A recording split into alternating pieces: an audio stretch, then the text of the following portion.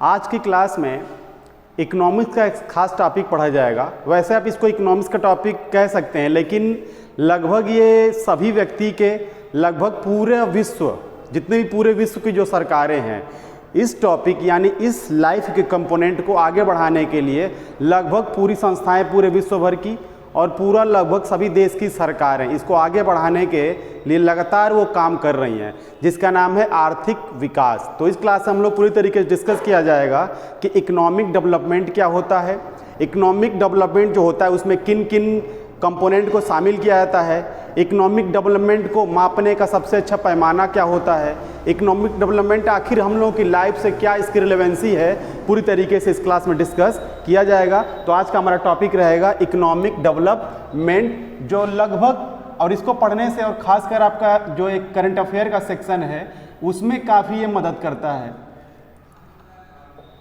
तो economic development, इसे हिंदी में कहा जाता है आर्थिक विकास।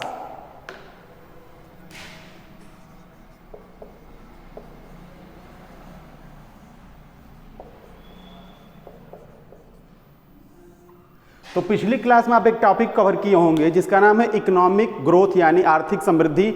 उसी से कहीं ना कहीं उससे मिलता जुलता ये भी अगला टॉपिक है, लेकिन उससे कहीं आगे की चीज़ है, तो उसमें डिस्कस किया जाएगा। तो देखिए, पिछली क्लास में जो आप लोग समझे थे इकोनॉमिक ग्रोथ, इकोनॉमिक ग्रोथ में क्या था कि किसी व्यक्ति के जीवन में पैसे का आना, यानी किसी भी देश में GDP, GNP, per capita income का बढ़ना क्या कहलाता है, इकोनॉमिक ग्रोथ यानी आर्थिक समृद्धि कहलाता है। लेकिन इसमें एक चीज़ है, जो आर्थिक विकास होता है यानी जो इकोनॉमिक डेवलपमेंट होता है उसमें भी पैसा तो आता है, किसी के जीवन में पैसे की एंट्री तो होती है, किसी भी देश की राष्ट्रीय आय जीडीपी तो बढ़ती है, लेकिन साथ ही साथ जीवन की और भी जो चीज़ें होती हैं उसमें भी बढ़ोतरी होती है। यानी आप ये कह सकते हैं कि इकोनॉमिक ग्रोथ से कहीं अधिक इकोनॉमिक डेवलपमेंट कहलाता है। इस तरीके से समझिए।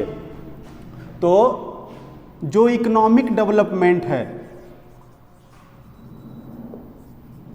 इकोनॉमिक डेवलपमेंट, इकोनॉमिक डेवलपमेंट का सिंपल सा मतलब ये होता है कि किसी भी देश का क्या बढ़े, जीडीपी बढ़े, उसी देश की जीएनपी बढ़े, उस देश की पर कैपिटा इनकम बढ़े, उस देश का नेशनल इनकम बढ़े, नेशनल इनकम बढ़े, तथा साथ ही साथ वहाँ के लोगों का जो स्टैंडर्ड ऑफ लिविंग है, इसको पहले समझिए, स्टैंडर्ड ऑफ लिविंग यानी इसे आप सिंपल से हिंदी में कहेंगे वहाँ के लोगों का जो जीवन स्तर है वो क्या होगा, ऊंचा होगा।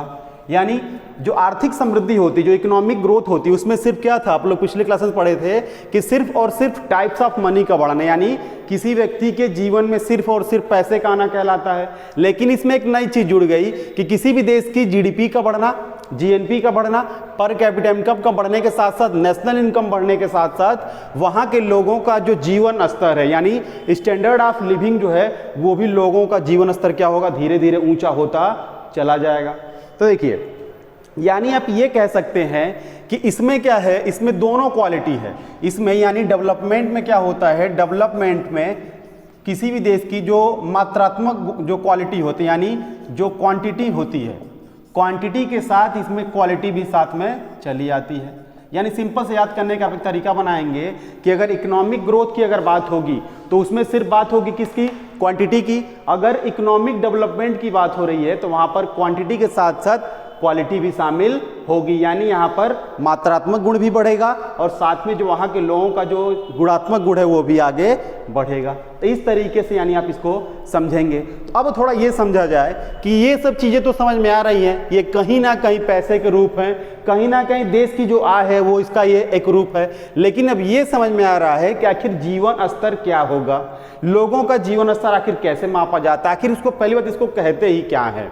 तो समझिए, जैसे मान लीजिए अगर अलग अलग लोग हैं, जैसे मान लीजिए अगर किसी व्यक्ति से अगर मैं पूछूं, मान लीजिए अगर इनसे पूछूं कि इनके जीवन स्तर, किसी व्यक्ति का जीवन स्तर क्या अच्छा हो सकता है, तो हो सकता है ये बताएं कि जीवन स्तर का मतलब क्या होता है कि किसी घर पे क्या हो, BMW खड़ी हो तो उसका जीवन स्तर अच्छा मानेंगे आप। या हो सकता है कोई व्यक्ति ये कहे कि किसी का जो बंगला है, बहुत बड़ा बंगला हो तो उसका जीवन स्तर क्या है, अच्छा है। या कोई हो सकता है ये कहे कि किसी के घर एक नहीं, किसी घर BMW भी हो और किसी के घर क्या हो, बहुत बड़ा बंगला हो उसके पास, तो दोनों मिलेगा तब जीवन स्तर अच्छा होगा, है कि नहीं। अब जैसे मान लीजिए कोई अगर कर्मचारी है किसी विभाग में काम करने वाला, तो वो कहता है कि जो अधिकारी होता है, जो ऑफिसर होता है, उसका जीवन स्तर ऊंचा होता है। जो अधिकारी होता है वो कहता है कि अरे यार मुझसे बड़ा जो ए कैटेगरी का जो अधिकारी है उसका जीवन स्तर अच्छा है। अब जो ए कैटेगरी का जो अधिकारी है वो ये कहेगा कि नहीं भैया सबसे अच्छे तो नेता लोग हैं, लीडर लोग हैं, किसी पार्टी के नेता मंत्री लोग हैं, तो वो लोग कहेंगे अच्छा होगा। मंत्री कहेंगे क्या कि प्रधानमंत्री का जीवन स्तर सबसे अच्छा है।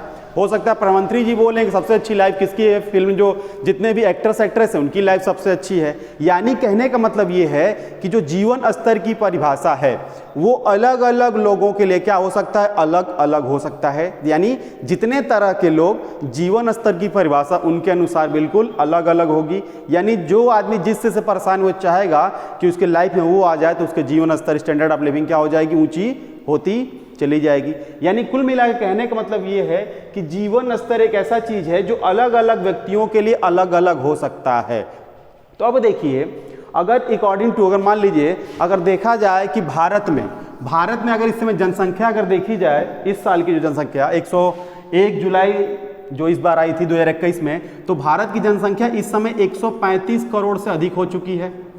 और अगर पूरे विश्व की अगर बात की जाए, पूरे विश्व की, तो पूरे विश्व में जनसंख्या है वो 700 करोड़ से अधिक है।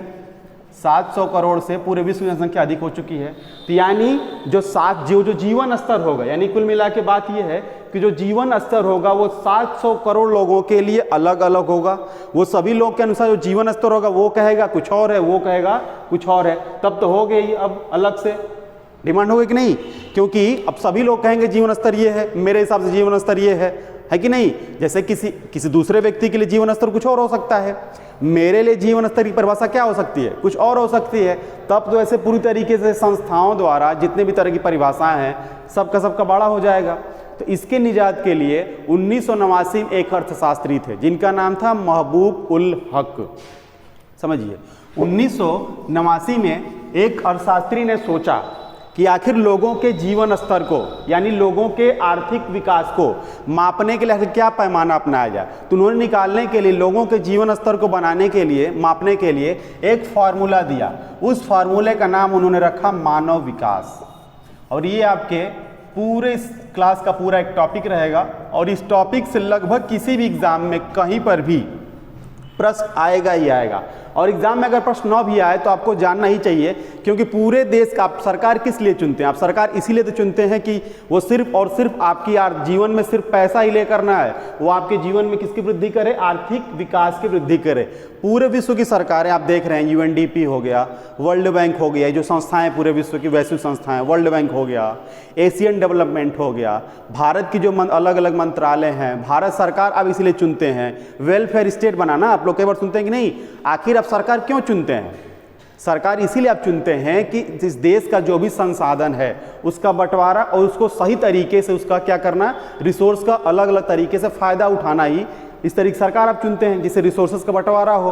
तो इसीलिए सरकार चुनते हैं हम ना। तो सरकारें हमेशा चाहती हैं कि देश को, वहाँ के लोगों में क्या लाया जाए, जीवन में मानव विकास यानी इकोनॉमिक, आर्थिक विकास की वृद्धि की जाए। सभी चाहते हैं लेकिन हो नहीं पा रहा है। तो उसी पूरा डिस्कस किया जाएगा आखिर क्या है मैटर, क्या है ऐसे। तो देखिए उन्होंने महबूब उल हक, इनका मैं नाम लिख देता हूँ, एक अर्थशास्त्री थे पाकिस्तान के।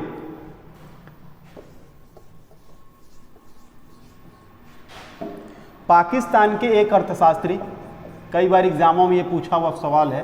पाकिस्तान के एक अर्थशास्त्री जिनका नाम है महबूब उल हक, महबूब उल हक, ठीक है। ये वर्ल्ड बैंक की चीफ भी रह चुके हैं, मुझे ईयर याद नहीं है, आप ईयर देख लीजिएगा।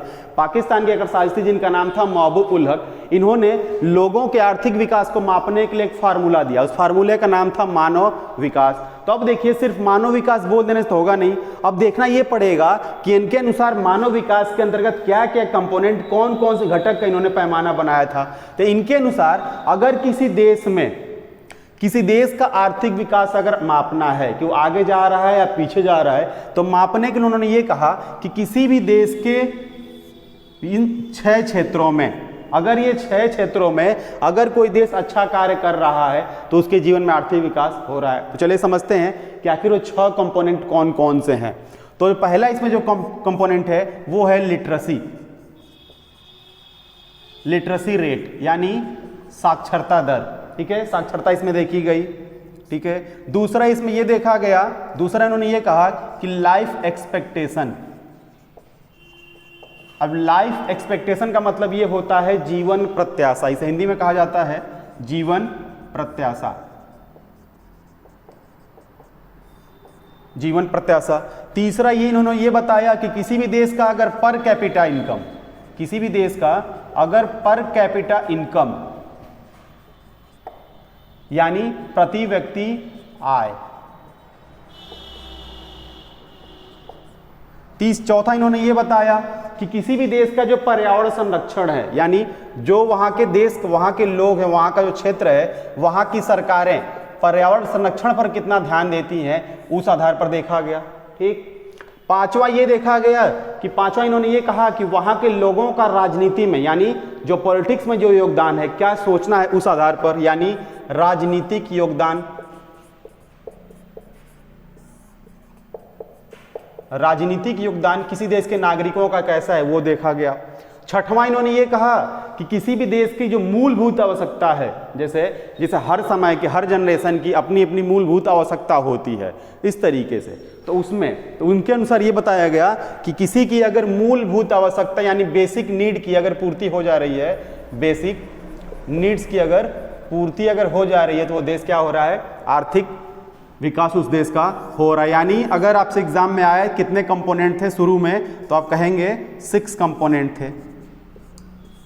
यानी किसी भी देश का 1989 के बाद है, 1989 में ये बात चल रही है, अभी आप लोग 1989 में घूम रहे हैं। तो 1989 में महबूब उलक के अनुसार किसी भी देश को आर्थिक विकास को मापने के लिए एक फार्मूला दिया उन्होंने, मानव विकास, और मानव विकास के अंदर उन्होंने ये बताया कि अगर इस 6 क्षेत्रों में कोई देश अगर आगे जा रहा है तो उस देश का आर्थिक विकास हो रहा है, और अगर देश आगे नहीं जा रहा है इन 6 क्षेत्रों में तो उस देश का आर्थिक विकास नहीं हो रहा है। इसमें देखिए पहली चीज में ये बताया उन्होंने कि लिटरेसी रेट, समझिए लिटरेसी यानी किसी भी देश की अगर साक्षरता अकॉर्डिंग समझिए, तो जो भारत में जो हम लोग साक्षरता मापते हैं, जैसे भारत में साक्षरता, थोड़ी देर के लिए इसको रोकते हैं, अगर मान लीजिए भारत में जो साक्षरता मापी जाती है वो एक अलग तरीके से मापी जाती है, लेकिन मानव विकास जो साक्षरता जो लिटरेसी है वो अलग तरीके से मापी जा रही है साक्षरता को।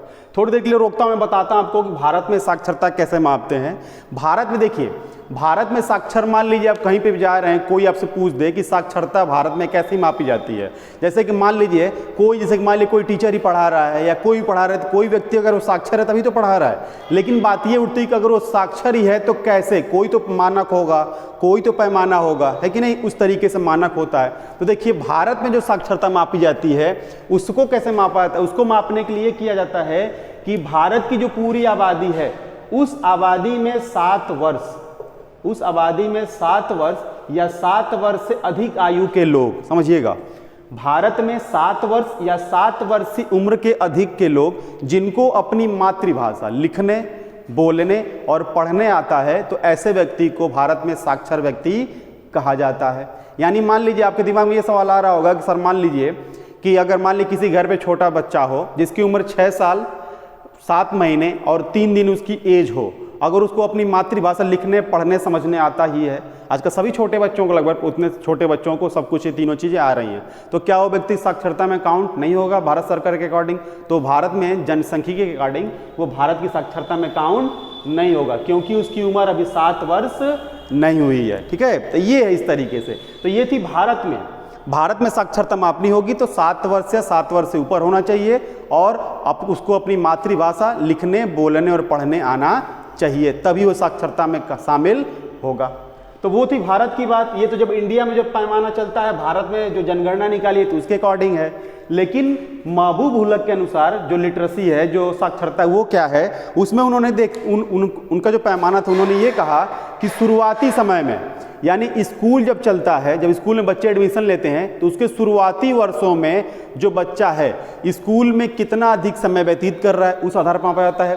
और इसमें यह देखा जाता है कि पूरे जीवन काल में उस देश के लोग अपना जीवन औसतन यानी एवरेज रूप में कितना व्यतीत किए हैं, इस आधार पर देखा जाता है। ठीक, यानी इसमें यह देखा जाता है कि स्कूल में जो शिशु है वो कितना समय व्यतीत किया है। मैं आपको एक कोड के लिए लिख दे रहा हूं, आप इसको याद लिख लीजिएगा या समझ लीजिएगा। स्कूल में कोई बच्चा कितना अधिक समय बिताता है और साथ ही साथ पूरे जीवन में जो औसतन समय बिताया, उसमें औसतन स्कूल में जो व्यक्ति समय बिताया, उस आधार पर ये साक्षरता मापी जाती है। अब इसको ये समझिए, दूसरा कंपोनेंट क्या कहता है, लाइफ एक्सपेक्टेशन यानी जीवन प्रत्याशा क्या कहलाती है। जीवन प्रत्याशा क्या मतलब होता है, किसी भी देश में जो रहने वाले लोग होते हैं उनकी जो औसत आयु कहलाती है। यानी किसी भी देश में जो रहने वाले लोग हैं, देखिए कई बार एग्जाम में, कई बार जब कोई किताब पढ़ेंगे या जब अखबार पढ़ेंगे तो आपको कई बार यहाँ पर जीवन प्रत्याशा या लाइफ एक्सपेक्टेशन की जगह पे वहाँ आपको आप दे सकता है, आपको क्या दे सकता है, स्वास्थ्य दे सकता है। स्वास्थ्य जिसे लोग नहीं होता है कि जैसे दिमाग में सवाल आ रहा होगा, किसी की लंबाई तो आप माप लेंगे, लेकिन किसी देश की मान लीजिए आप एनर्जी तो माप सकते हैं, लेकिन अब मान लीजिए किस देश का अगर स्वास्थ्य मापना हो कि इस देश के लोग कितना स्वस्थ हैं, तब उनका वजन या कितने किलो के हैं, कितने ग्राम के हैं, आप तो ये तो मापेंगे नहीं। उसके लिए आपको मापना क्या पड़ेगा, उसके लिए आपको मापना पड़ेगा उस देश का जीवन प्रत्याशा क्या है। तो जीवन प्रत्याशा समझिए क्या होती है। जीवन प्रत्याशा का सिंपल सा मतलब ये होता है कि किसी भी देश में रहने वाले लोगों की औसत आयु यानी जो एवरेज एज होती है उसे कहते हैं उस देश का जीवन प्रत्याशा कहलाती है, या उसे औसत आयु कहते हैं। और इसको ही कई बार अलग अलग जो संस्थाएं होती हैं उसको कई बार ये भी बोल देती हैं कि इसे ही बोल दिया जाता है कि उस देश के लोगों की जीने की इच्छा क्या है। तो इसे ही कई बार बोला जाता है, इसको जीने की इच्छा भी इसे बोल दिया जाता है। जीने की इच्छा से रिलेटेड एक चीज दिमाग में एक सवाल बना लीजिए, जैसे भारत में एक बिल बनाया गया था, लिविंग बिल, जो अभी पूरी तरीके से पास नहीं हो पाया। लिविंग बिल यानी इच्छा मृत्यु को लेकर, जैसे लोग आत्महत्या, जैसे मान लीजिए कई सारे देशों में अधिनियम है भी, जैसे कि मान लीजिए कोई ऐसा रोग हो जिससे वो ग्रसित हो, ऐसा कोई रोग जिससे पूरा उसका शरीर रोज रोज गल रहा हो या उसका शरीर खराब हो रहा, तो ऐसा व्यक्ति चाहता हो कि मैं अपने जीवन को त्याग करूं, उसके लिए उस तरह के देश में उनको उस तरह का अधिकार दिया गया है। ठीक है, अभी ऐसा नहीं कि किसी को एग्जाम में फेल हो गया या किसी का दिल टूटा तो जाकर के वो आत्महत्या कर ले, तो ऐसा नहीं, किसी खास कारण से, वो भी डॉक्टर की मंजूरी से, तब वहाँ के लोग आत्महत्या करते हैं। ऐसा नहीं कि अगर किसी का धन बर्बाद हो गया या कोई परीक्षा में फेल हो गया जाकर के आत्महत्या कर ले, ऐसा नहीं है, वो खास डॉक्टर की निगरानी में। और भारत में भी इसके लिए बिल लाया गया। तो एग्जाम में कई बार पूछता है कि भारत में अपने जीवन की यानी इच्छा मृत्यु, जीवन की इच्छा मृत्यु के लिए भारत में कौन सा बिल एक बार लाया गया, तो आप उसको लिख लें। बिल का नाम था लिविंग बिल। ये एग्जाम में सवाल आपके आ सकता है। तो इसका टॉपिक नहीं है, अलग से आया तो मैंने बता दिया इसको कि इच्छा मृत्यु संबंधित बिल भारत में कौन सा है, लिविंग बिल। अब यानी किसी भी देश में रहने वाले लोगों की जो जीवन प्रत्याशा, यानी किसी भी देश में रहने वाले लोगों की जीवन प्रत्याशा क्या कहलाती है, उस देश की जो औसत आयु होती है वो उस देश की जीवन प्रत्याशा कहलाती है। आपको अगर करंट के अकॉर्डिंग अगर मैं बता दूं तो इस समय भारत के लोगों की जो जीवन प्रत्याशा है, जो इस समय जो उनकी औसत आयु है भारत के लोगों की, वो है 69.7 वर्ष है। अब इसको वर्ष जरूर लिखिएगा, मीटर किलोग्राम लिख देंगे तो दिक्कत हो जाएगी, क्योंकि जो स्वास्थ्य होता है वो उम्र में मापा जाता है। तो वर्तमान में भारत के लोगों की जीवन प्रत्याशा कितनी है, 69.7। पिछले साल ये कितनी थी, 68.8 वर्ष थी भारत के लोगों की जीवन प्रत्याशा। ऐसे ठीक। अब एक और चीज दिमाग में अक्सर आता है, विवाद आता है अक्सर दिमाग में, अक्सर घरों में बातें होती हैं। जैसे अक्सर लोग नहीं कहते हैं कि अगर मैं आपको ये बताऊं कि वर्तमान 69.7 मैंने बताया, अगर ठीक आपको आंकड़ा कभी देखेंगे, पुराने आंकड़े जब जाएंगे, जब देश अपना आज़ाद हुआ 1947 में, 1940 में आपको आंकड़ा बताऊं, आपको आश्चर्य भी होगा। 1947 में जब अपना देश जब आज़ाद हुआ था तो उस समय भारत की जो जीवन प्रत्याशा थी वो 30 से 33 वर्ष तक थी। कितनी थी, 30 से लेकर के 33 वर्ष तक थी। कितना आश्चर्य की बात है। और वहीं घरों में ऐसी बात, सबके घरों में ऐसी बात होती है कि मेरे दादाजी के दादाजी 103 साल जीते थे, या सबके घर में आपको कोई ना कोई रिलेशन में, कोई ना कोई रिश्तेदारी में आपको ऐसा मिल जाएगा कहीं ना कहीं बात करते हुए कि पहले के लोग तो 100-100 साल जीते थे। आजकल के लोगों की उम्र क्या हो गई है, बहुत कम हो गई है। और एक तरफ मैं बता रहा हूँ कि भारत की जो जीवन प्रत्याशा आज़ादी के समय कितनी थी, 30 से लेकर के 33 वर्ष थी। तो कैसे हो गया कि नहीं, विवाद हो गया। एक तरफ घरों में बातें हो रही हैं कि पहले के लोग 103 साल, कई लोग तो यहाँ तक कहते थे कि 150-150 साल जीते थे। अलग अलग बात, क्योंकि सबके घर में कोई ना कोई ऐसा शख्स मिल ही जाएगा जिसके बारे में बात होती होगी कि वो लोग इतने साल जीते थे। लेकिन मैंने आपको बताया कि 30 से 33 वर्ष थी उस समय आयु। देखिए दोनों में अंतर क्या है, दोनों ही बातें सही है लेकिन दोनों को समझना है। समझिए 30 से 33 वर्ष ये कौन सी आयु है, ये मैंने आपको बताया, ये मैंने बताया आपको लाइफ एक्सपेक्टेशन, यानी ये मैंने क्या बताया, जीवन प्रत्याशा थी उस समय आज़ादी के समय 30 से लेकर के 33 वर्ष जीवन प्रत्याशा थी। अब देखिए होता क्या था पहले के ज़माने में, जैसे आप लोग देखे होंगे कि पहले डेंगू तरह का, मलेरिया फैलता था, या हैजा रोग आता था, या देखते होंगे चूहों के काटने से एक रोग फैलता जिसका नाम प्लेग था। प्लेग, वो प्लेग रोग फैलता। तो होता क्या था, जब प्लेग रोग, चेचक आता था, चेचक छोटी माता बड़ी माता एक रोग होती थी, ठीक है। उसमें होता क्या था कि जब गांव में जब ये रोग फैलता था तो पूरा का पूरा गांव के लोग इकट्ठे जवानी में ही, कुछ जो बचपन के लोग एज होते थे वो बचपन में जवानी में पूरी गाँव क्या होता था, पूरी गांव में गांव के लोग लगातार मरते चले जाते थे। और उसमें वही 1-2 लोग जो बच जाते थे वही सेंचुरी वगैरह लगा देते थे। सेंचुरी क्रिकेट वाली सेंचुरी नहीं, वो एज में सेंचुरी लगाते थे, यानी क्रिकेट में नहीं, वो अपनी उम्र में 100 पार कर जाते थे। वही लोग कहते थे कि पहले के लोग बहुत ज़्यादा उम्र में जीते थे।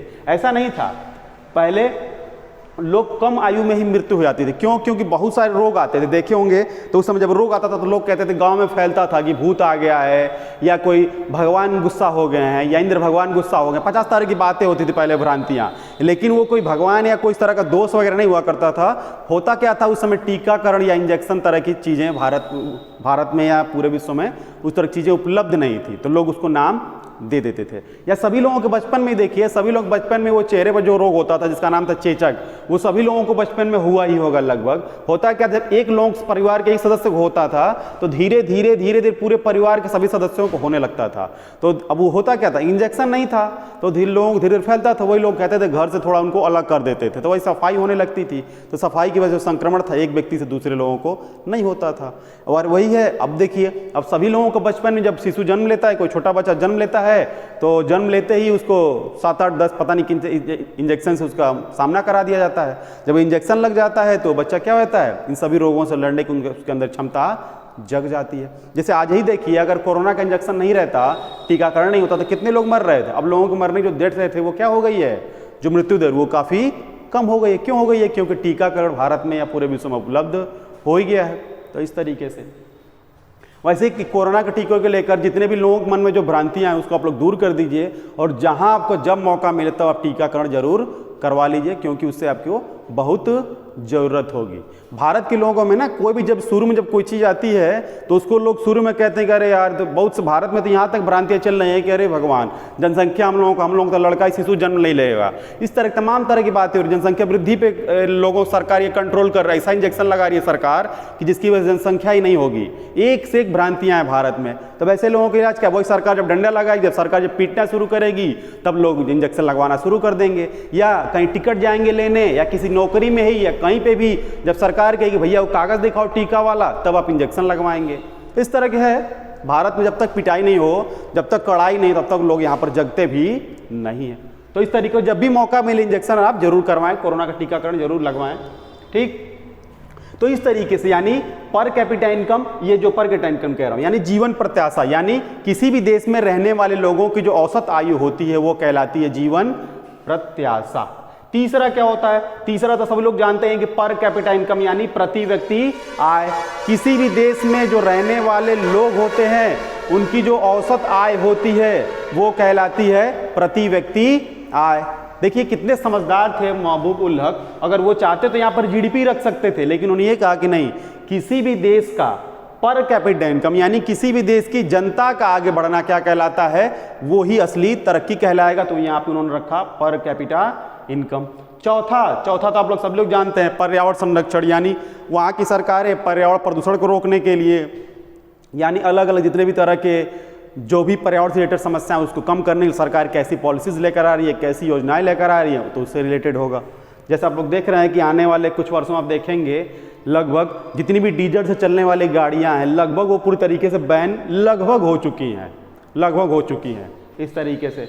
पांचवा बहुत जरूरी चीज़ है, पांचवा राजनीति में योगदान। अब यहाँ पर देखिए राजनीति में आप जो योगदान समझते हैं, ऐसा नहीं किसी पार्टी के कार्यकर्ता हो गए और झंडा उठा लिए किसी भी पार्टी का, मतलब मैं किसी पार्टी का नाम नहीं ले रहा हूँ, किसी भी पार्टी का आप झंडा उठा लिए और कार्यकर्ता बन गए और बस जवानी से लेकर बुढ़ापे तक कार्यकर्ता बने हैं और आपको लग रहा है कि राजनीति में आप योगदान दे रहे हैं, वो वाला योगदान नहीं, यहाँ पे योगदान दूसरा है। इनका मतलब कहने का ये था कि देखते हैं कि जब मान लीजिए जैसे यूपी में देखिए इलेक्शन आने वाला है कि नहीं, यूपी में इलेक्शन आने वाला है। अब जिसको आप चाहेंगे अपना वोट, आप मताधिकार है आपको, जैसे आप चाहेंगे जिसको चाहेंगे आप वोट अपना दे सकते हैं स्वेच्छा से। तो उसमें देखिए क्या है, अब मताधिकार जिस दिन भारत का जिस दिन उत्तर प्रदेश के इलेक्शन होगा तो किसी डेट डाला जाएगा, वोट पड़ेगा, तो उस दिन उस क्षेत्र में कितना मतदान प्रतिशत है, यानी कितने प्रतिशत चुनाव मतदान उस क्षेत्र में पड़ रहा है, इस आधार पर देखा जाता है। जैसे अभी भी आप देखेंगे तो भारत के कई सारे क्षेत्र ऐसे हैं जहां पर मतदान प्रतिशत 30 से 35% पड़ता है। तो यानी ये बताइए, यानी उस क्षेत्र के, उस शहर के, उस इलाके के लोगों को अभी भी इलेक्शन से कोई मतलब नहीं। अब जहां पर 30% ही वोट पड़े, यानी इसे पता चलता है कि वहां की जनता क्या है, पूरी तरीके से निरंकुश है, उसे कोई मतलब ही नहीं है, कोई सरकार आए या जाए। तो इस तरीके से तो उस दिन पे मतदान प्रतिशत कितना होता है, इस आधार पर उन्होंने इस पैमाने को मापा था। उसके बाद से अगला बेसिक नीड मतलब ये कि मूलभूत आवश्यकता। ये बात कब की है, 1989 की। तो 1989 में लोगों की मूलभूत आवश्यकता क्या थी, उस आधार पर देखा गया। जैसे देखे होंगे अलग अलग समय पर जो जरूरतें होती हैं वो भी बढ़ती रहती हैं, घटती रहती हैं, ठीक है। अब जैसे कि मान लीजिए आप देखेंगे किसी व्यक्ति के पास, जैसे कि मान लीजिए कि आप सभी वर्तमान में देखा जाए सभी के पास लगभग इस समय रोटी कपड़ा मकान है, तो इस समय सभी लोग किसकी तलाश में, कोई जॉब, अपना नाम हो जाए, तरक्की हो जाए, उसके चक्कर में पड़े हैं लोग। लेकिन वही 1989 में लगभग पूरा विश्व तो नहीं कहेंगे, लगभग भारत का अगर एग्जाम्पल लीजिए तो भारत में काफ़ी हद तक गरीबी थी। लोग बस इतना ही चाहते थे कि रोटी मिल जाए, कपड़ा मिल जाए और मकान मिल जाए, तीन चीज़ें हमको मिल जाए जीवन में, तो उसकी बेसिक नीड पूरी हो जाती थी, यानी रोटी, कपड़ा और मकान। तो तीन चीज़ें उस समय जरूरी थी। आप लोग देखिए इन सब चीज़ों का कितना प्रभाव पड़ता था कि उस समय इन सब चीज़ों के आधार पर जो फिल्मों के जो नाम हुआ करते थे वो भी ऐसे हुआ करते थे।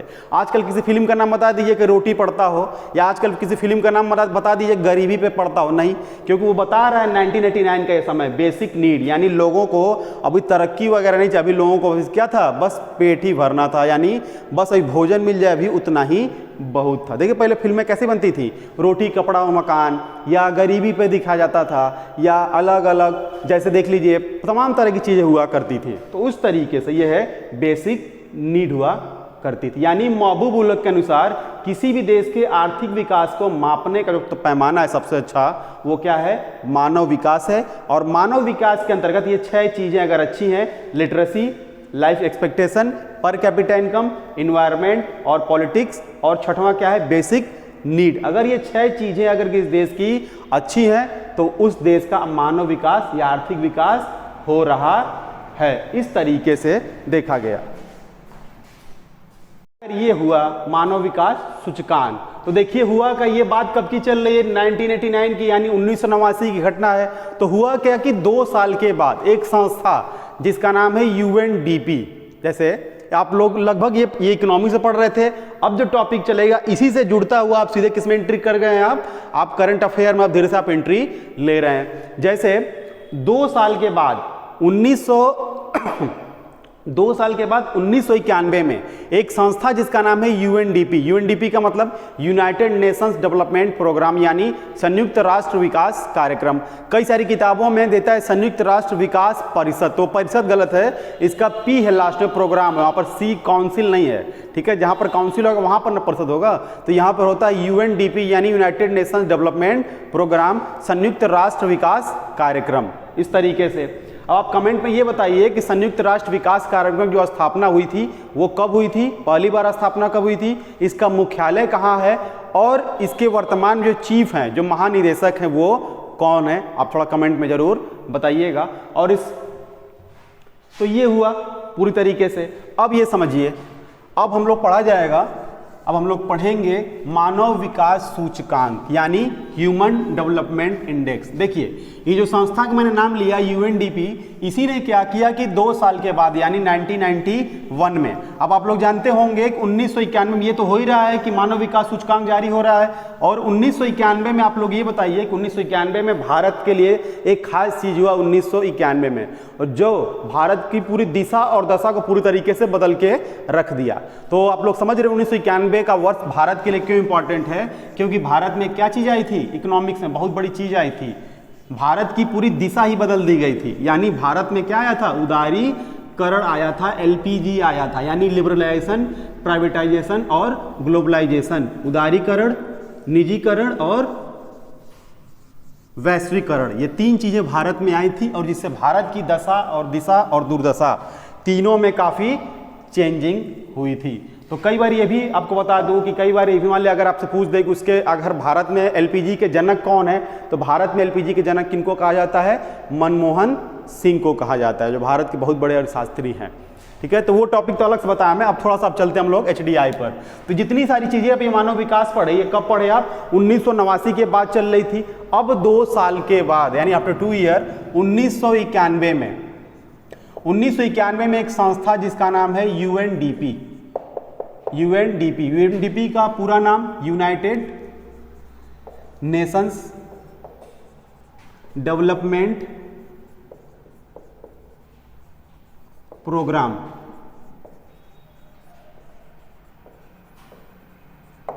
हिंदी में से कहेंगे संयुक्त राष्ट्र विकास कार्यक्रम।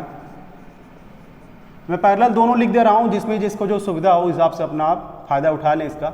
संयुक्त राष्ट्र विकास कार्यक्रम,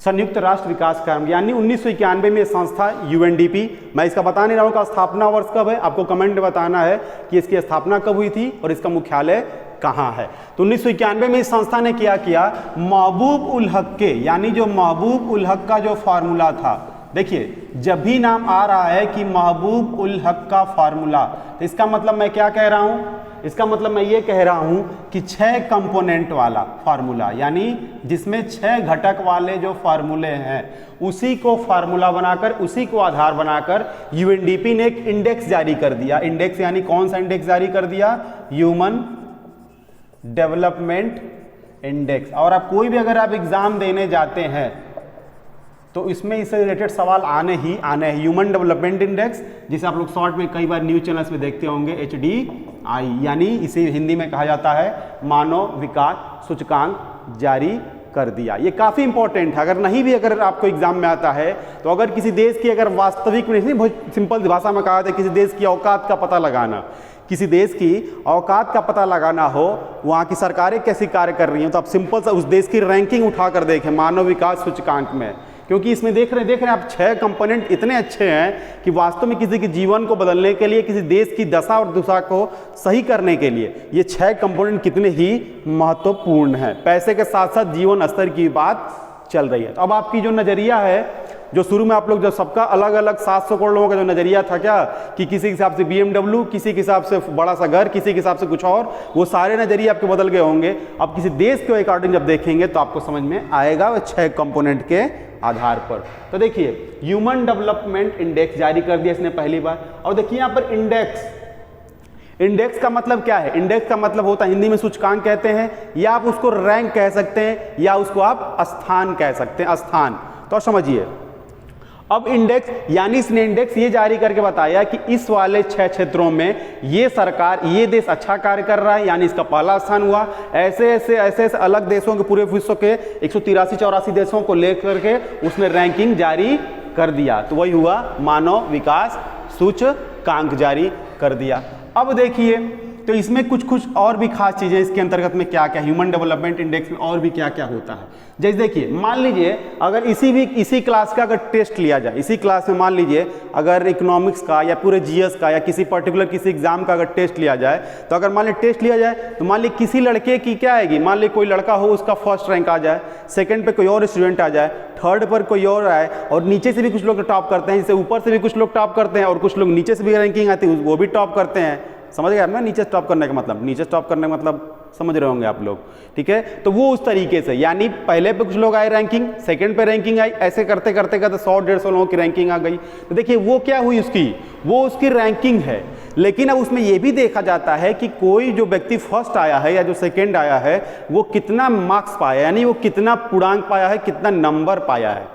हो सकता है कि 100 में से 95 पाया हो तब उसका रैंक क्या आया है, फर्स्ट आया, यानी फर्स्ट क्या है उसका रैंक है, और 95 क्या है उसका उस एग्जाम में, उस परीक्षा में उसका क्या है, पूर्णांक है, यानी इतना नंबर वो प्राप्त किया है। तो उसी आधार पर क्या होता है, इसमें जो रैंकिंग दी जाती है वो तो रैंकिंग होती है, इसमें जो मिलने वाला जो नंबर होता है वो 0 से 1 के बीच होता है। और एग्जाम में कई बार पूछा जा चुका है कि ह्यूमन डेवलपमेंट इंडेक्स के अनुसार अधिकतम प्राप्तांक कितना होता है, और ऑप्शन में देगा 1, 10, 100 या 1000। ज़्यादा दिमाग में जो नहीं पढ़ा होगा तो कहेगा कि लाओ भैया हमेशा तो 100 ही होता है, 100 में 100 नंबर मिलता है, तो लाओ तुक्का लगा दो, 100 लगा दो।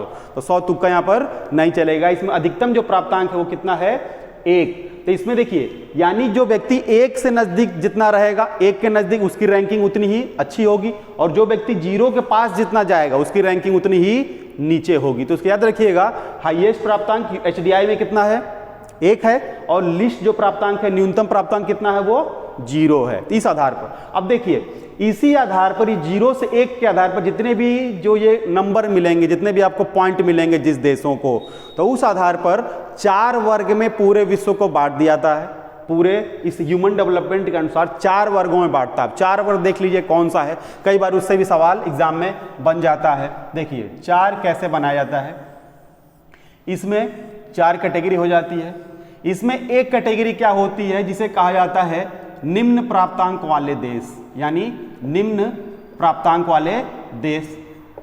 इनकी जो रैंकिंग क्या होगी, इनकी रैंकिंग होती है 0 से लेकर 0.550 तक, ठीक है। उसके ऊपर क्या होता है, उसके ऊपर होता है मध्यम प्राप्तांक वाले लोग, यानी ऐसे देश जिनका मध्यम प्राप्तांक आया। तो मध्यम प्राप्तांक तो होगा नहीं, तो अब देखना पड़ेगा आखिर उनको कितना मिल रहा है 1 में से 0 के बीच। तो अब उनको होगा 0.550 से लेकर 0.699 तक, ठीक है। इस आधार पर देखा जाता है। फिर उसके बाद से ये देखा जाता है कि जो इसके बाद होता है उच्च प्राप्तांक वाले देश। इसको आप चाहें तो आप नोट भी कर सकते हैं, या चाहें तो पूरी तरीके से इसका स्क्रीनशॉट लेकर भी अपना नोट आप बना सकते हैं। और एक बार अगर देख लेते हैं तो मुझे नहीं लगता कि आपको दोबारा मानव विकास सूचकांक या आपको ह्यूमन डेवलपमेंट इंडेक्स आपको पढ़ने की जरूरत आपको कभी पड़ेगी। तो उच्च प्राप्तांक में क्या होता है, 7 से लेकर 0.799 तक जितने भी अगर प्राप्तांक मिलेगा, ठीक है, 0.7 से लेकर के आपको 0.799 तक प्राप्तांक क्या कहलाएगा, आपका उच्च प्राप्तांक। उसके बाद से होगा लास्ट में जो होता है अति उच्च, यानी हायर, ठीक है। हायर में क्या होता है, इसमें होगा 8.8 से अधिक, वो क्या कहलाएंगे, अति उच्च वाले देश कहलाएंगे। तो देख लीजिए 4 तरह के इसमें देश होते हैं, 4 कैटेगरी दी जाती है पूरे विश्व को, निम्न प्राप्तांक वाला, मध्यम प्राप्तांक वाला, उच्च प्राप्तांक और अति उच्च प्राप्तांक। तो अब दिमाग में सवाल आ रहा होगा क्योंकि अपना देश है, अपने देश के बारे में सब लोग जानना चाहते हैं, भारत, अपना प्यारा देश भारत। तो भारत हमेशा, जब से भारत की इस रैंकिंग में शामिल हुआ है देश, तो भारत हमेशा मध्यम प्राप्तांक वाले देश में शामिल रहा है। भारत चाहता है इसमें आगे जाना, लेकिन उस तरह की पॉलिसीज या उस तरह का भारत की सिस्टम उस तरीके से बन नहीं पा रहा है, क्योंकि तमाम तरह की भारत में उसके पीछे कारण है, तमाम तरह की समस्याएं हैं। तो इसमें भारत हमेशा से शुरू से ही मध्यम प्राप्तांक वाले देशों में शामिल रहा है। अगर ऐसे भी सवाल है या ऐसे कहीं बातचीत हो तो आप कहेंगे भारत मध्यम प्राप्तांक वाला देश है, किसके अंतर्गत, मानव विकास सूचकांक के अंतर्गत। अब देखिए, तो ये तो हुई, इतना प्राप्तांक मिलता है, ये मिलता है। तो अब देखिए साल कौन सा चल रहा है, साल कौन सा ईयर चल रहा है, वर्तमान में चल रहा है 2021। तो यानी 2021 में इंडेक्स जारी हुआ होगा। तो देखिए हुआ क्या, मार्च महीना 2021 का था, उसमें पिछला इंडेक्स जारी किया गया, यानी मानव विकास सूचकांक 2020 का इंडेक्स इसमें जारी किया गया था, 2020 वाला। तो अब देखिए ये आपके करंट अफेयर का सवाल बनेगा, HDI 2020 में क्या क्या था, पूरे विश्व का स्थान और भारत का क्या क्या स्थान था। अब देखिए इसमें कैसे कैसे सवाल पूछता है। इसमें अक्सर जब भी देखेंगे तो पूछता है कि कितने देश शामिल हो, जैसे कि मान ली इसी क्लास का अगर मैंने आपको बताया ना कि इतने लड़के शामिल हो रहे हैं, कोई फर्स्ट आया है कोई सेकंड आया है, और वो लड़का फर्स्ट आया तो उसका नंबर कितना था, 95 था। लेकिन अब सवाल ये भी उठता है कि अगर वो लड़का फर्स्ट आया है, कोई 5वें पर आया है, तो कितने लड़कों में आया है। तो उसी आधार पर देखा जाता है कि कितने देश इस बार शामिल थे, कौन फर्स्ट आया, कौन दूसरे पर आया, और भारत का अपने देश का स्थान क्या है, पिछले साल क्या स्थान था, और सबसे लिस्ट जो रैंक था सबसे न्यूनतम स्थान पर कौन सा देश है, और भारत के जो पड़ोसी देश है उनकी रैंकिंग पूछ देता है। इस तरीके से पूछता है, और पूछता है कि कितने तरीके से उसमें शामिल किया जाता है। ठीक, अब इसमें थोड़ी देर करंट पढ़ाने के बाद, ये जो HDI रैंकिंग पढ़ाने के बाद, फिर मैं आपको थोड़ा सा पीछे लेकर के चलूंगा ये मानव विकास सूचकांक में अंतर्गत। समझिए, तो HDI 2020 में थोड़ा सा भी HDI को मैं रोकता हूँ, एक चीज अभी थोड़ा सा इसमें बीच कुछ छूट गया है बीच में, अभी थोड़ा सा इसको मैं 2020 का रोकता हूँ। HDI 2020 में ये हुआ, तब देखिए 1991 में, यानी 1991 में UNDP ने 6 कंपोनेंट को आधार बनाकर के फार्मूला किया। तो ये फार्मूला कब से चला, कब से कब तक, देखिए 1991 से लेकर 2009 तक ये इंडेक्स जारी करता रहा इतने आधार पर। ठीक, लेकिन देखिए इसमें तुरंत आपके दिमाग में स्पार्क हुआ होगा, दिमाग जरूर कुछ ना कुछ खुरफात आया होगा कि क्यों 2009 लिख रहे हैं, यानी 2009 से कुछ चेंज हुआ क्या। हाँ, 2009 से कुछ चेंज हुआ। समझिए क्या चेंज हुआ। 2010 से लेकर अब तक, 2010 से लेकर के अब तक चेंज कर दिया गया, यानी जितने भी कंपोनेंट, कितने कंपोनेंट थे शुरू का आपको याद होगा, कितने कंपोनेंट थे, 6 कंपोनेंट थे, 6 घटक थे, जो कौन कौन से थे। सिंपल सा फिर से आपको दोहरा दे रहा हूं, पहला था साक्षरता, दूसरी थी जीवन प्रत्याशा, तीसरी थी प्रति व्यक्ति आय, चौथी थी पर्यावरण संरक्षण, और 5वां था राजनीतिक योगदान, और छठवीं क्या थी, छठवीं थी बेसिक नीड यानी मूलभूत आवश्यकता। उसमें उसने क्या किया, 3 कंपोनेंट को हटा दिया। किन 3 कंपोनेंट को हटाया, 3 कंपोनेंट जो नीचे के 3 कंपोनेंट से, कौन कौन से, पर्यावरण संरक्षण, राजनीति में योगदान और मूलभूत आवश्यकता, इन तीनों को उसने हटा दिया। किसने हटा दिया, UNDP ने, यूनाइटेड नेशन डेवलपमेंट प्रोग्राम ने उसको हटा दिया। तो कितना बचा, फिर से मैं लिख देता हूं कि पहला कितना बचा, पहला बचा साक्षरता, साक्षरता हो गई। दूसरी बची स्वास्थ्य बचा, स्वास्थ्य को दूसरा नाम क्या कहते हैं, जीवन प्रत्याशा कहते हैं, जीने की इच्छा कहते हैं। तीसरा, और वहां के लोगों के औसत आयु यानी प्रति व्यक्ति आय बच गई। तो अगर आपसे एग्जाम में पूछे कि वर्तमान में मानव विकास सूचकांक कितने आधार पर या कितने घटकों पर आधारित होता है, कितने घटकों के आधार पर जारी किया जाता है, तो आपका आंसर होगा साक्षरता, स्वास्थ्य, प्रति व्यक्ति, और चौथा ऑप्शन दे देगा सभी। तो आप सभी पर करेंगे इस तरीके से, यानी अब देखिए, अब सवाल आपके दिमाग में ये भी आ रहा होगा कि उस तीनों को क्यों हटा दिया गया। तो देखिए उसके 2 रीजन। 2009 में UNDP ने 2 कारण बताया। पहला कारण ये बताया कि पर्यावरण संरक्षण और ये जो राजनीति योगदान, और चौथा जो लास्ट वाला था बेसिक नीड, उन्होंने ये कहा कि इसके बारे में यूनाइटेड नेशंस इन्वायरमेंट प्रोग्राम, वो अलग से जो वर्ल्ड बैंक है, WTO है, IMF, ये अलग से रैंकिंग जारी करती हैं, तो क्या जरूरत है उसको अलग से जारी करने का, इसमें शामिल करने का। और दूसरा कारण उसने ये बताया कि जो पर्यावरण संरक्षण है कहीं ना कहीं वो स्वास्थ्य का मुद्दा है, और जो बेसिक नीड है वो कहीं ना कहीं प्रति व्यक्ति आय की जरूरत है, और जो साक्षरता का मुद्दा है कहीं ना कहीं वो राजनीतिक मुद्दा है। तो इसलिए एक ही चीज से मिलता हुआ दूसरा चीज रखने की कोई जरूरत नहीं है। तो वर्तमान में मानव विकास सूचकांक में अगर सवाल आए तो आप बताएंगे कितने आधार हैं, सिर्फ 3, लिटरेसी, लाइफ एक्सपेक्टेशन, और यहाँ पर कैपिटा इनकम। ठीक है, इस आधार पर अब हम लोग थोड़ा सा इसी में जो मैं आपको यहाँ पे हटा दिया था वो करंट वाला टॉपिक, ये आप लास्ट में इसको आप लिख लेंगे। इसके बाद से समझिए,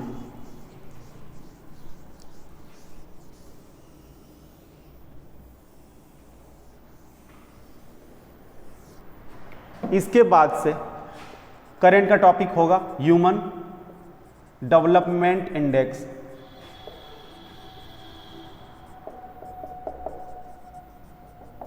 दो 2020 का, क्योंकि 2021 का भी आया नहीं, मैंने आपको बताया था 2020 का इंडेक्स। तो इसमें आपसे पूछेगा कि ये जो इंडेक्स जारी हुआ है उसमें कितने देश शामिल थे। तो आपसे पूछ सकता है पार्टिसिपेट कंट्रीज, यानी शामिल देश आपसे पूछ सकता है। तो जो शामिल देशों की संख्या इस बार थी वो संख्या थी 189।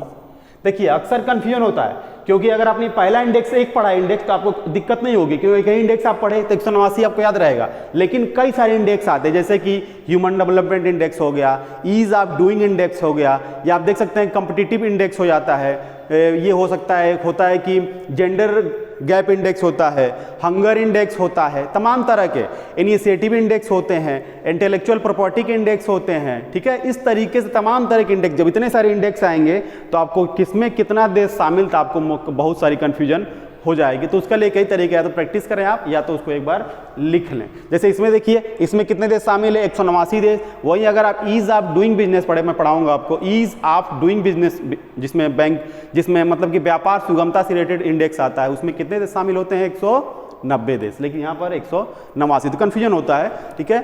समझिए 189 देश शामिल थे 2020 वाले इंडेक्स में, और इस बार जो शामिल जो पहला स्थान था, पहला क्या, लगभग जब से इंडेक्स से जारी हो रहा है, मैं आपको लिखित बता रहा हूं, एकदम आप जाकर चेक कर लीजिएगा विकिपीडिया पर या गूगल पर या कहीं पे भी यूट्यूब पर, लगभग जब से जारी हो रहा है, लगभग पिछले 7-8-10 सालों से लगातार जो नॉर्वे है, नॉर्वे हमेशा ये टॉप रैंक पर आ रहा है। जो नॉर्वे है वो पहले नंबर पर है, और दूसरे नंबर पर है कौन सा देश, दूसरा देश है आयरलैंड, ठीक। तो यहां तक आपसे नहीं पूछेगा कि दूसरा कौन है, तीसरा कौन है, चौथा कौन, आपसे बस पहला दूसरा पूछेगा, काम चल जाएगा।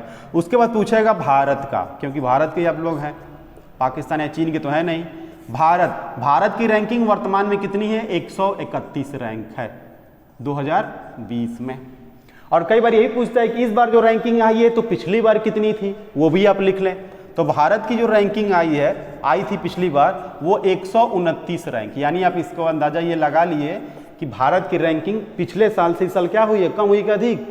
मान लिया आपका रैंक पिछली क्लास में फर्स्ट आया और इस बार आप थर्ड आ गया, तो रैंक आपकी खराब हुई ना।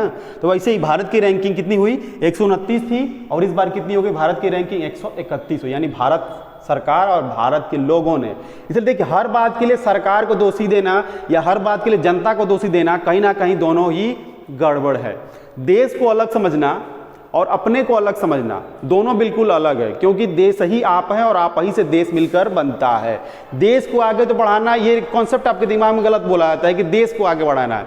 देश को आगे नहीं बढ़ाना, आप जब आगे बढ़ेंगे तो देश अपने आप आगे बढ़ेगा, ठीक है, इस तरीके से। तो 129 रैंक है, 129 रैंक कब है, 2019 में। फिर सबसे लास्ट में जो आखिरी जो देश है वो देश है सोमालिया। सोमालिया है सबसे आखिरी में, चौथे दुनिया का देश है, यानी काफ़ी गरीब ये देश है, चौथा सोमालिया। और आपसे अगर पूछे कि कितने घटक शामिल थे, तो आप सिंपल सा कहेंगे कितने घटक, 3 घटक। वही कौन कौन से, शिक्षा, स्वास्थ्य और प्रति व्यक्ति आय। इतना है आपका ह्यूमन डेवलपमेंट इंडेक्स 2020 में। ये पूरा का पूरा टॉपिक है आपका करेंट का था यहाँ से। ये आप कह सकते हैं, जब से मैंने मानव विकास बोर्ड पे लिख दिया तब से आप कह सकते हैं पूरा का पूरा टॉपिक ही लगभग वो करंट का है, इस तरीके से। अब इसमें एक चीज़ समझिए, इस बार यूएनडीपी ने एक नया काम किया है। अब वो नया काम क्या किया है, समझते हैं उसको। इस बार यूएनडीपी ने इसमें एक नए घटक को शामिल किया। और नया घटक क्या है वो आपको मैं समझा रहा हूँ। नया घटक उसमें ये है, एक अलग तरीके से मैं ही समझा रहा हूँ, क्योंकि वो पूरी तरीके से वो पर्यावरण का एक टॉपिक है। यहाँ तक आप समझ गए होंगे, इसको आप नोट कर लें, स्क्रीनशॉट ले लें, आप जैसे भी ले लें, आप इसको, आपकी इच्छा पर है। अब इसके बाद इसमें इस बार इसने एक नया इंडेक्स, नया घटक जारी इसको जोड़ा है। उस घटक का नाम है कार्बन टैक्स। कार्बन टैक्स, ठीक है। इस बार कार्बन टैक्स को जोड़ा गया, लेकिन इस बार एक ये काम किया गया कि कार्बन टैक्स को जोड़ा तो गया है, लेकिन इस बार इस बार जो रैंकिंग जारी की गई है, इस कार्बन टैक्स का इस पर प्रभाव नहीं डाला जा रहा है ऐसा लेकिन माना जा रहा है। उसमें कई सारे चीफ उसमें उन्होंने ये बोला, और होगा ही, उन्होंने ये बोला है कि अगर अगली बार या जब भी कार्बन टैक्स के रैंक पर जब प्रभाव डाल दिया जाएगा तो होगा क्या कि जो रैंकिंग है उसमें काफ़ी उथल पुथल हो जाएगा। ऐसा माना जा रहा है कि भारत की रैंकिंग क्या हो जाएगी, ऊपर चली जाएगी, क्योंकि भारत अभी भी कार्बन उत्सर्जन के मामले में है आगे, लेकिन काफ़ी हद तक ठीक है। तो भारत की रैंकिंग ऐसा अंदाजा लगाया जा रहा है कि काफ़ी ऊपर हो जाएगा। इससे अच्छा इसका प्रभाव अगर पड़ा तो समझिए। तो कार्बन टैक्स ये है क्या। अब सवाल ये उठता है कि कार्बन टैक्स है क्या, ठीक है। अब सवाल ये भी उठता है कि अगर कार्बन टैक्स अगर जान गए, अगर पता है कार्बन टैक्स है क्या, पहला सवाल तो ये बनता है। दूसरा सवाल ये बनता है कि कार्बन टैक्स किस पर लगाया जाता है। तो कार्बन टैक्स लगाया जाता है कार्बन फुटप्रिंट पर। इसको मैं इंग्लिश में लिख देता हूं, कार्बन फुटप्रिंट पर लगाया जाता है। ठीक, इस तरीके से। यानी अब ये कार्बन टैक्स क्यों लाया गया, सिंपल सी बात है, कार्बन एमिशन यानी कार्बन उत्सर्जन की वजह से। ठीक है, अब थोड़ा मैं आपको समझा देता हूं कि आखिर ये तीनों पॉइंट हैं क्या, थोड़ा समझ लीजिए, 2 मिनट का टाइम है। कार्बन टैक्स एक बार हुआ क्या, करिए बात है 2015 या 14 की, कन्फर्म मुझे ईयर याद नहीं है, 2014-15 की बात है कि चीन का एक शहर था जिसका नाम था जियूझोउ। चीन का एक शहर था, वो इसको मैं लिख भी देता हूं, चीन का एक शहर था जिसका नाम था जियूझोउ। जियूझोउ, वहां पे लोग, होता क्या है कि सुबह अचानक उठते हैं और सुबह उठते हैं, देखते हैं लोग कि आसमान एकदम काला हो चुका है। अब एक काला ऐसा नहीं कि काला छत की लिंटर हो गया है, कहने का मतलब ये है एक काली काली पूरा आसमान जो था, काफी कंकड़ पत्थर, मैंने पत्थर नहीं उड़ रहे थे, यानी कंकड़ जो काले काले एक परत तरह की हो गई थी, पूरी हवा वगैरह जो ऊपर का पूरा लेयर था ब्लैक हो गया था काफी। और जानते कितने देर तक रहा, पूरे 29 घंटे तक, आंकड़ा देखिएगा वेबसाइट पर जा करके, ठीक है, पूरे 29 घंटे तक ये रहा। तो लोग वहाँ पे आश्चर्य से पड़े, आखिर ये ऐसा क्या हुआ, कितना काला पड़ गया। जब वहाँ के साइंटिस्ट रिसर्च किए तो पता चला जो जियूझोउ शहर था, वहाँ पर पूरे चाइना के अकॉर्डिंग, चाइना के भी अपेक्षा वहाँ पर कार्बन उत्सर्जन काफ़ी अधिक हो रहा है। तब वहाँ पर सरकार ने क्या लगाया, अब यहाँ पर लगेगा कार्बन टैक्स। तो सवाल अब ये हुआ कि आखिर अब कार्बन टैक्स किस पर लगाया जाएगा। जैसे मान लो अगर कोई व्यक्ति कोई जॉब कर रहा हो या कोई खरीदारी कर रहा हो तो अब तो ही अपना टैक्स लगता है। जैसे मान लीजिए आप गए कुछ भी सामान खरीद, जैसे आप कोई मान लीजिए, जैसे मान लीजिए मैं मार्कर खरीदने गया, जैसे मैं मार्कर खरीदने गया तो मेरे ऊपर क्या लगा, मेरे ऊपर जीएसटी लगा। तो मैं जब मार्कर जब खरीदा तभी तो जीएसटी लगा। तो अब ये सवाल दिमाग में उठ रहा था कि कार्बन टैक्स किस पर लगेगा, कैसे लगेगा। तो समझिए कार्बन टैक्स लगता है कार्बन फुटप्रिंट पर। अब कार्बन दिमाग में ख्याल ये है कि कार्बन फुटप्रिंट क्या होता है, तो सिंपल समझिए कार्बन फुटप्रिंट क्या होता है। कार्बन फुटप्रिंट का मतलब ये होता है कि प्रति व्यक्ति कार्बन का जो उपभोग या जो उत्सर्जन होता है वही क्या कहलाता है, कार्बन फुटप्रिंट कहलाता है। इसे हिंदी में कहते हैं कार्बन पद चिन्ह। एग्जाम में भी कार्बन फुट से काम चल जाएगा, कार्बन फुटप्रिंट से ही। अब वहाँ पर एग्जाम में कार्बन पद चिन्ह इतना हिंदी आपसे नहीं पूछेगा। यहाँ तक हुई बात कार्बन फुटप्रिंट, ये तो थी ऑफिशियल परिभाषा। लेकिन आप सिंपल से व्यवहारिकता की भाषा से अगर समझें तो क्या है मतलब उसका मैं समझाता हूं। जैसे कोई सा भी एग्जाम्पल लीजिए, जैसे आप एग्जाम्पल इस मार्कर का एग्जाम्पल लीजिए। अब देखिए हुआ क्या, ये मार्कर पहले ऐसा रहा होगा, बिल्कुल नहीं रहा होगा। ये मार्कर एक दूसरे ढांचे का रहा होगा, सिंपल से एक प्लास्टिक रहा होगा। तो इसको प्लास्टिक के बाद इसको आकार देने में क्या किया होगा, तापमान के अंदर इसको डाला गया होगा और जितने देर तक तापमान में रखा गया उतने देर कार्बन का उत्सर्जन, कार्बन इमिशन हुआ होगा कैसे भी। और फिर उसके बाद इसका स्टिकर लगाने में, इसमें काली स्याही लगाने में, पूरी तरीके से पूरा एक रूप देने में इसका, इस मार्कर को पूरा कार्बन उत्सर्जन हुआ होगा। तो जो पूरा कार्बन उत्सर्जन हुआ है वो किसकी वजह से हुआ है, मेरी वजह से। यानी जब मार्कर खरीदने वाला व्यक्ति है तभी तो कंपनी वाला कार्बन, अरे ये मार्कर बनाएगा, है कि नहीं। तो यानी इस मार्कर को बनाने में जितना भी कार्बन का उत्सर्जन हुआ उसका जिम्मेदार कौन, मैं। इस धरती यानी इस कार्बन के उत्सर्जन में जितनी भी धरती की बर्बादी हुई है उतना धरती को बर्बाद करने का पापी कौन, मैं। इस तरीके से यानी जितने भी लोगों द्वारा कार्बन का उत्सर्जन हो रहा है उनकी वजह से वो क्या कहलाएगा, उस व्यक्ति का कार्बन फुटप्रिंट कहलाएगा। ठीक है, इस तरीके से है ये। अब इसमें ये देखिए, अब यहां तक बात समझ में आई। तो इस वाले रैंकिंग में कार्बन फुटप्रिंट का कोई भी प्रभाव इसके रैंकिंग में डाला नहीं गया है, बिल्कुल कोई इसका असर अभी बिल्कुल नहीं डाला गया है। तो आज की क्लास में आप लोगों ने पूरी तरीके से आप ये समझा कि एक और चीज मैं आपको बता देता हूं। देखिए कार्बन फुटप्रिंट, एक हाल ही में न्यूजीलैंड देश है, न्यूजीलैंड देखते होंगे, क्रिकेट टीम भी है काफ़ी बढ़िया, वहाँ पे बॉलर भी हैं। तो न्यूजीलैंड देखेंगे तो वहाँ पे हाल ही में एक रिपोर्ट आई जिसमें ये बताया गया था अगर न्यूजीलैंड सरकार, वहाँ के लोग अगर नहीं जगे, न्यूजीलैंड को मैप में देखिए कॉर्नर आपको दिखाई देगा, मैप होता तो मैं आपको दिखाता, चलिए ऐसे ही समझ लीजिए। न्यूजीलैंड मान लीजिए, न्यूजीलैंड देखिए कॉर्नर में, तो पूरी तरीके से चारों तरफ से जल से घिरा हुआ है। जैसे भारत क्या है, अभी तो कहीं ना कहीं भारत की स्थलीय सीमा भी है, जलीय सीमा भी है, लेकिन न्यूजीलैंड चारों तरफ से ही जल से घिरा हुआ है। तो उसमें यह बताया जा रहा है कि अगर नहीं सुधरा न्यूजीलैंड कार्बन उत्सर्जन को लेकर तो आने वाले 2050 तक पूरी तरीके से न्यूजीलैंड क्या हो जाएगा, खत्म हो जाएगा। तो हाल ही में वहां पर देखेंगे, आप करंट में पढ़े होंगे कि न्यूजीलैंड ने एक अध्यादेश वहां पर लाया है कि कार्बन टैक्स, यानी सब लगभग कुछ चीजों को छोड़ के लगभग सभी क्षेत्रों में वहां की सरकार ने कार्बन टैक्स लगा दिया। यानी आप ये समझ रहे हैं कि कार्बन टैक्स कितनी दुनिया को बर्बाद कार्बन टैक्स नहीं, कार्बन उत्सर्जन काफ़ी हद तक दुनिया को बर्बाद कर रही है। और कार्बन टैक्स से नियंत्रण के लिए भारत पूरे विश्व की सरकार कार्बन टैक्स लगा रही है। किस पर लगा रही है? कार्बन फुटप्रिंट पर। तो आज की क्लास में पूरी तरीके से आप लोग ये समझे कि ये क्या होता है, यूएनडीपी और मानव विकास क्या होता है। कोई भी सरकारें मानव विकास को आगे बढ़ाना चाहती हैं। वास्तव में अगर सच में बताऊं, अगर किसी देश को वास्तव में अगर किसी देश का वास्तविक अस्तित्व अगर आपको पता लगाना है तो क्या होगा? मानव विकास सूचकांक की रैंकिंग आप देख ले। अब आपके दिमाग में सवाल ये आता है, कई लोग कमेंट में भी कहते हैं कि रिवाइज करवाने का। समझिए, जैसे अब आपके दिमाग में सवाल आ रहा है कि इतने सारे पढ़ने के बाद अब परीक्षाओं में सवाल कैसे? जैसे मैं आपको सवाल बताता हूँ कैसे सवाल आते हैं। सवाल तो पहला आप सिंपल से ही पूछ सकता है कि मानव विकास क्या है। हिंदी में पूछेगा, मैं आपको इंग्लिश में पढ़ लीजिएगा, मैं हिंदी में आपको बता रहा हूँ। पूछेगा मानव विकास से आशय क्या है, तो सिंपल सा आपका आंसर होगा किसी भी देश के मात्रात्मक गुणों के बढ़ने के साथ साथ उस देश के गुणात्मक गुणों का भी बढ़ना क्या कहलाता है? मानव विकास कहलाता है। फिर दूसरा सवाल हो सकता है आपसे पूछे, और पूछा ही है, कि मानव विकास के जनक कौन है, या मानव विकास की परिकल्पना सर्वप्रथम किसने की? तो आपका आंसर होगा महबूब उल हक। किस देश से बिलोंग करते हैं? तो ये है पाकिस्तान से। दूसरा सवाल ये भी पूछ सकता है कि आर्थिक विकास को मापने का सबसे अच्छा पैमाना क्या है? तो वो आपका होगा मानव विकास होगा। फिर आपसे ये पूछा जा सकता है कि इसमें महबूब उल हक के द्वारा कितने कंपोनेंट थे? तो 6 कंपोनेंट थे, 6 का नाम आपको बताना पड़ेगा। फिर आपसे ये पूछा जा सकता है कि यूएनडीपी ने सबसे पहले कब जारी किया? तो 1991 में। ठीक है, उसने कितने आधार लेकर जारी किया? तो 6 आधार लेकर के जारी किया। फिर ये पूछ सकता है कि वर्तमान में कितने हैं? तो आपको बताएंगे 3 है। फिर आपसे ये पूछा जाएगा, एक एक की परिभाषा पूछी जाएगी कि वर्तमान में जीवन प्रत्याशा कितनी है। मैंने आपको बताया कि 69.7 है, पहले कितना था? 68.8 था। प्रति व्यक्ति आय का फार्मूला क्या होता है? ठीक है। फिर आपसे ये पूछ सकते हैं वर्तमान में कि शामिल देशों की संख्या कितनी है? तो 189 है, 189 है। भारत पहला रैंक कितना है? किसका है? नॉर्वे का है। भारत का रैंक कितना है?